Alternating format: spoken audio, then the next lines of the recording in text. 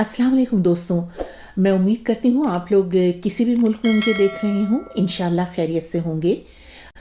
और दोस्तों, आज मैंने एक ऐसी शख्सियत को अपने चैनल पर मदऊ किया है जो आलिम बाअमल हैं, कई किताबों के मुसन्निफ हैं, मुफस्सिर कुरान हैं, आयतुल्लाह हैं, दानिश्वर हैं, और सबसे अहम बात यह कि दरबारों से बहुत दूर रहते हैं।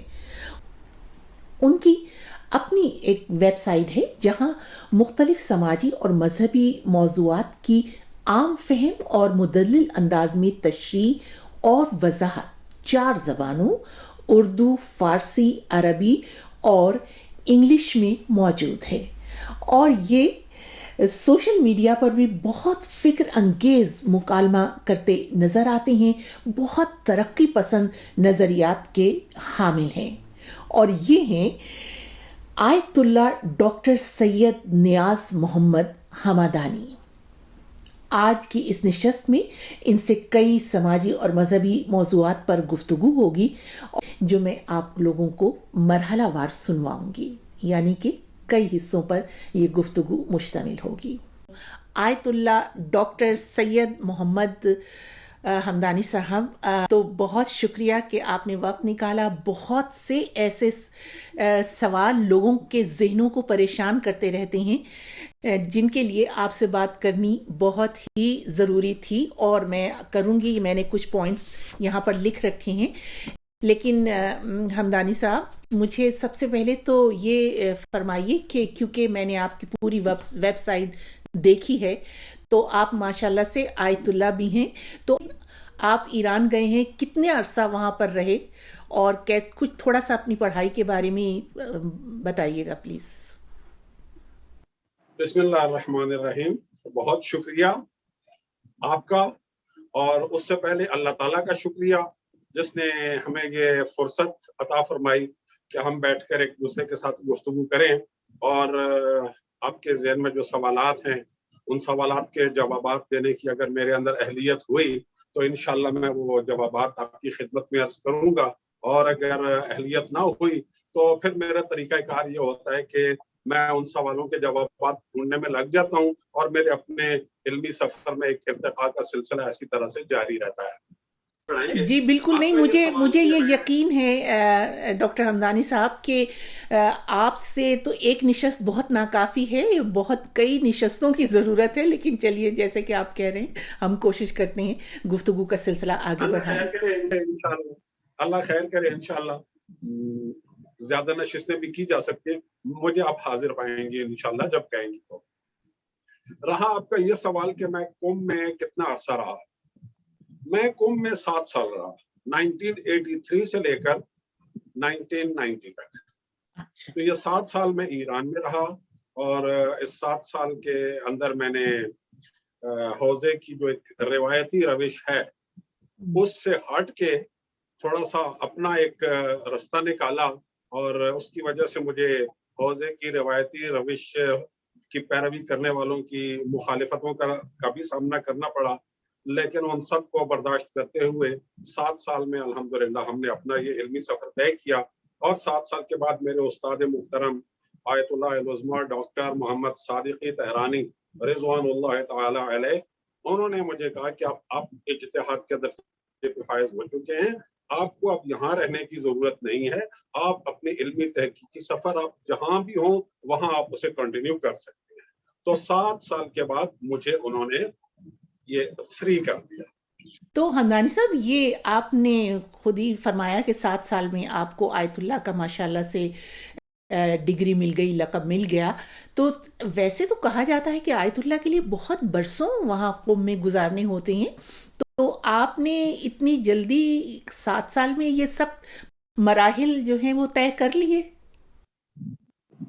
इसमें एक बड़ी टेक्निकल सी बात है, वो समझने की जरूरत है। अब ये कहने को 7 साल है, लेकिन अगर हम थोड़ा सा इन सालों का तज्जिया करें ना तो पता चलेगा कि ये 7 साल नहीं थे। हौज़ाए इल्मिया में खासतौर पर उस जमाने में, जिस जमाने में हम कुंभ में होते थे, तो वहाँ जो एकेडमिक ईयर होता था, जो तालीमी साल होता था, वो 110 दिन یا 100 دن یا 105 دن کا ہوتا تھا. جس سال 110 دن پڑھائی ہو جاتی تھی, 110 دن کا ایکڈیمک ایئر ہوتا تھا, اس سال یہ سمجھا جاتا تھا کہ اس سال بڑا لمبا اور بڑا اچھا ایکڈیمک ایئر گیا ہے. تو 365 دنوں میں سے 110 دن, باقی دن چھٹیاں. اب وہ کس طرح سے کہ آپ جمعرات جمعہ یہ 2 چھٹیاں نکال دیں تو 104 چھٹیاں تو یہ چلی گئی. اس کے بعد رمضان شریف کی چھٹیاں, رمضان شریف کی چھٹیاں بھی یکم رمضان سے لے کر یکم شوال تک نہیں ہوتی تھی. طالب علموں نے, کسی نے پاکستان آنا ہے, کسی نے ہندوستان جانا ہے, کسی نے کہیں جانا ہے, تو پریکٹیکلی رمضان شریف کی چھٹیاں جو ہیں وہ 15 شعبان سے شروع ہو جاتی تھیں, اور پھر لوگ اپنے اپنے علاقوں میں تبلیغ کر کے واپس آ کر دوبارہ کلاسیں ریزیوم کرتے کرتے وہ تقریباً 15 شوال تک چلا جاتا تھا. پھر محرم کی چھٹیاں, اربعین کی چھٹیاں, ائمہ کے ایام شہادت کی چھٹیاں, یہ ساری چھٹیاں ملا کے 365 دنوں میں سے ہارڈلی 110 دن, 105 دن, 100 دن یہ درسی ماحول ہوا کرتا تھا, ایکڈیمک ایئر ہوتا تھا. میں نے اس عرصے میں کیا کیا کہ میں اس پورے 7 سال کے عرصے میں صرف ایک بار پاکستان آیا.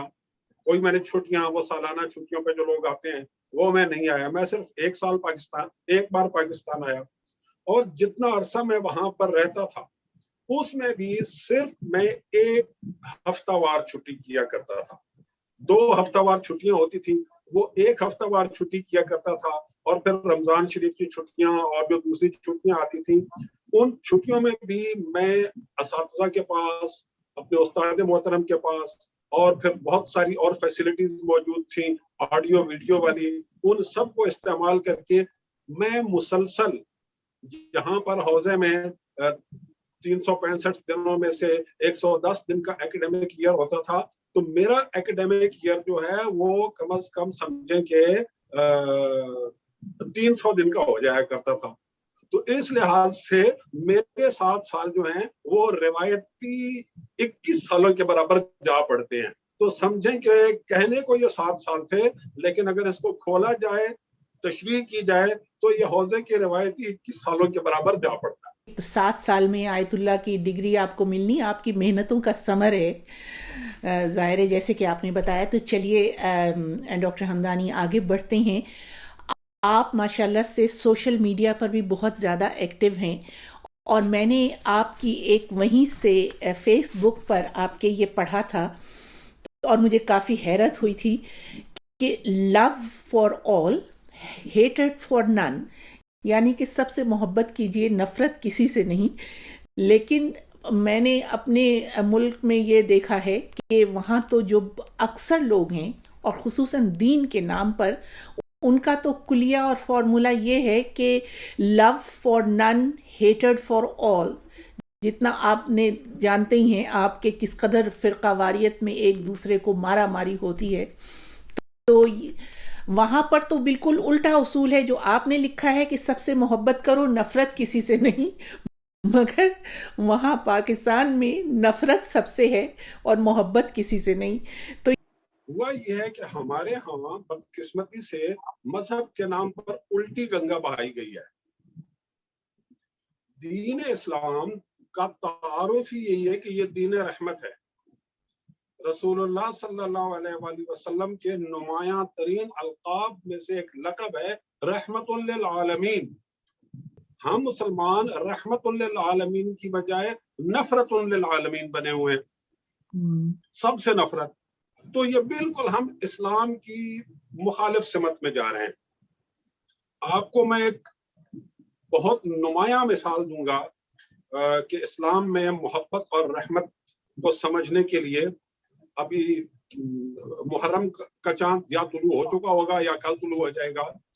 10 محرم کو کربلا میں امام حسین علیہ السلام جب آپ کے سارے اعزاء, آپ کے سارے احباب, آپ کے سارے انصار شہید ہو گئے, تو آپ نے لشکر یزید کے سامنے کھڑے ہو کر ایک خطبہ دیا, اور اس خطبے میں پھر ان سب کو ایک دفعہ توبہ کرنے کی دعوت دی. अगर उस वक्त सारा लश्कर यजीद इमाम हुसैन अलैहिस्सलाम की बात को समझ लेता और तौबा कर लेता जी तो उनका स्टेटस क्या हो जाता? इमाम हुसैन अलैहिस्सलाम उस वक्त भी, जबकि उनके सब अज़ा शहीद हो चुके हैं, सब मारे जा चुके हैं, उन सब को तौबा की तरफ बुला रहे हैं, अल्लाह की रहमत की तरफ बुला रहे हैं, जन्नत की तरफ बुला रहे हैं, जहन्नम से निकालने की कोशिश कर रहे हैं। तो हम देखते हैं कि वहां पर रहमतुल लिल आलमीन का नवासा बिल्कुल रहमतुल लिल आलमीन बन के खड़ा हुआ है। लेकिन हम समझते हैं, एक जब ये हुआ था, कोविड आया, तो एक जो मौलवी साहब थे वो बाकायदा ये दुआ मांग रहे थे कि या अल्लाह, ये जो आफत है और ये जो इस तरह से जो मौतें हो रही हैं, तू इनको काफिरों की तरफ फेर दे। देखा वो है? मैंने देखी है वीडियो, देखी है जी जी। तो मुझे बड़ी हैरत हुई, मैंने कहा जो रहमतुल लिल आलमीन है उसको आपने रहमतुल लिल मुस्लिमीन बना लिया कि वो सिर्फ रहमत मुस्लिमों पर होगी और किसी पर नहीं होगी। नहीं, रहमतुल लिल मुस्लिमीन भी नहीं, रहमतुल लिल मुस्लिमीन भी नहीं, अपना फिरका, अपने फिरके का फिर ज़ैली फिरका, और ज़ैली फिरके का भी वो धड़ा जिससे मैं ताल्लुक रखता हूँ। जो इसी सिलसिले में मैं आपसे आगे गुफ्तगू बढ़ाऊंगी कि आपके ही वहीं पे वेबसाइट पे मैंने ये भी पढ़ा है कि आपने बहुत वाज़े तौर पर ये लिखा है कि हर इंसान का ये बुनियादी हक है कि वो अपने अगर मज़हब और नज़रिए से मुतमईन नहीं है तो उसे अपनी मर्ज़ी के मुताबिक अपना दीन इख्तियार करने का हक है, और किसी को ये हक नहीं पहुंचता कि वो उसे इस बात पर कत्ल की धमकी दे या मार दे, जैसे कि हमारे यहाँ होता है। लेकिन आपने पता नहीं ये किस पैराए में कही है, इस्लाम में तो ये कहते हैं कि सीधी सीधी सज़ा मुर्तद है, फौरन गर्दन उतार दो।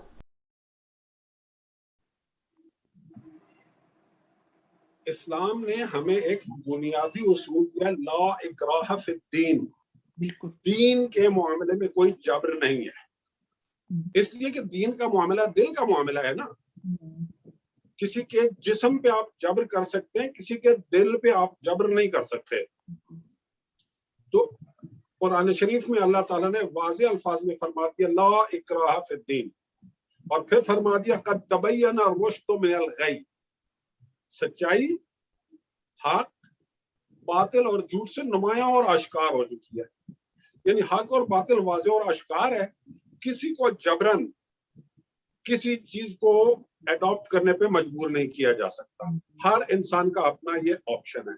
अब एक शख्स मुसलमान माँ बाप के घर में पैदा हो गया, एक शख्स मसीही माँ बाप के घर में पैदा हो गया, एक शख्स हिंदू माँ बाप के घर में पैदा हो गया, बड़ा हुआ, सोचना शुरू किया, सोचने के बाद इन तीनों में से हर एक जिस तरीके से माँ बाप का मजहब इसको पढ़ाया गया था, बताया गया था, ये उस पर मुतमईन नहीं हुआ, मजीद अपने तरफ से तहकीक करता है, कोशिश करता है, फिर भी मुतमईन नहीं हुआ। तो अब हिंदू छोड़ दे तो हम कहते हैं वेरी गुड, मसीही छोड़ दे अपना आबाई मजहब तो हम कहते हैं वेरी गुड, मुसलमान छोड़ दे तो हम कहते हैं मुर्तद हो गया, वाजिबुल कत्ल है। ये इस्लाम के मिजाज के खिलाफ है। ये बिल्कुल, इस्लाम जब कहता है कि ला इकराह फिद्दीन तो उसमें दो पहलू आ जाते हैं।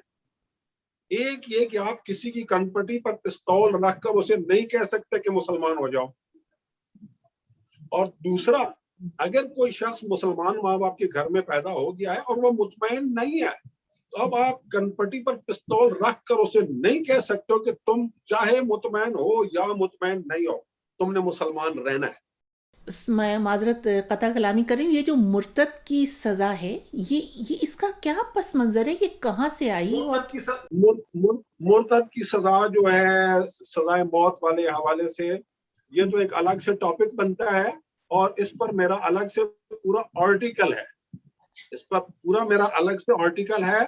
मुर्तद को सजाए मौत देने वाला मसला कुरान शरीफ की तालीमात और इस्लाम की रूह के बिल्कुल खिलाफ है।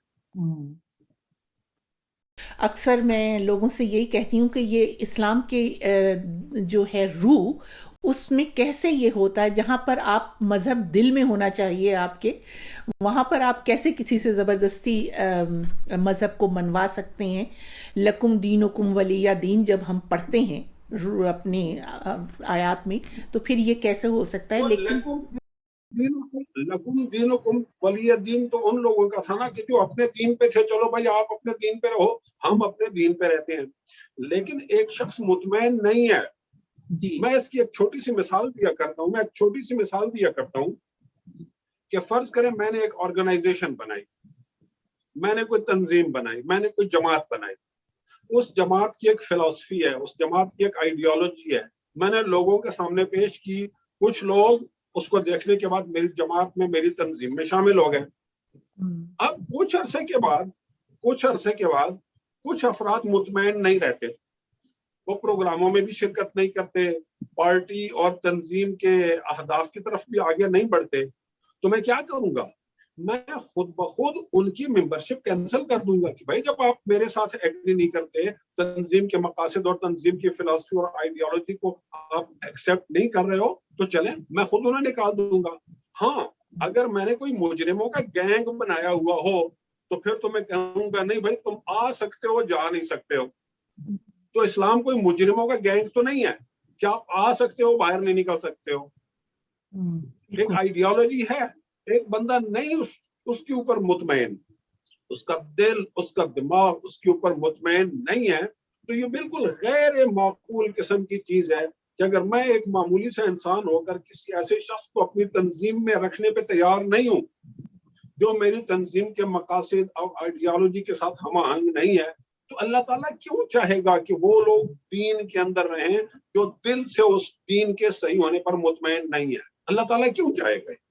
تو اس قرآن میں کوئی ذکر نہیں ہے بالکل مرتد کا؟ مرتد کا ذکر ہے، لیکن مرتد کی سزائے موت کا ذکر نہیں ہے قرآن میں کہیں. اچھا مرتد کے میں نہیں ہے واپس چلے جانے والا. ایک آدمی مسیحی تھا، مسلمان ہوا، کچھ عرصہ رہا، پھر واپس چلا گیا. ایک آدمی ہندو تھا، مسلمان ہوا، مطمئن نہیں ہوا، پھر واپس چلا گیا. یہ واپس چلے جانے والے کو کہتے ہیں مرتد. اور جو شخص پیدا ہی مسلمان ماں باپ کے گھر میں ہوا ہے، کہیں سے آیا ہی نہیں ہے، اس کے لیے تو لفظ مرتد بنتا ہی نہیں ہے. ایک شخص مسلمان ماں باپ کے گھر میں پیدا ہوا ہے، ایک مسیحی تھا، مسیحیت سے اسلام میں آیا، مطمئن نہیں رہا، پھر واپس چلا گیا، یہ مرتد ہے. مرتد یعنی واپس چلا گیا. ایک آدمی مسلمان ماں باپ کے گھر میں پیدا ہوا، پھر وہ مطمئن نہیں ہے اس سے. اب دیکھیں نا مسلمانوں کی حالت، دیکھیں مسلمان اپنی حالت کے اوپر غور نہیں کرتے. اس وقت مسلمانوں کے پاس جتنے فرقے ہیں، پھر ذیلی فرقے ہیں، پھر ذیلی فرقوں کے دھڑے ہیں، پھر دھڑوں میں ذیلی دھڑے ہیں، ان سب کے پاس اسلام اور مسلمان کی کوئی متفقہ ڈیفینیشن تک نہیں ہے. وہ مطمئن نہ ہونے کی وجہ سے چھوڑ دیتا ہے، فری تھنکر بن جاتا ہے، ایتھیسٹ بن جاتا ہے، کرسچن بن جاتا ہے. اس کو تو مرتد کہیں گے، اس کو تو مرتد کہہ ہی نہیں سکتے، اس لیے کہ وہاں سے آیا ہی نہیں ہے کہ وہاں سے واپس گیا ہو. تو دوستوں، آپ نے آیت اللہ ڈاکٹر سید محمد نیاز حمدانی کی گفتگو سنی. آپ لوگوں کی کیا رائے ہے؟ مجھے انتظار رہے گا. خدا حافظ.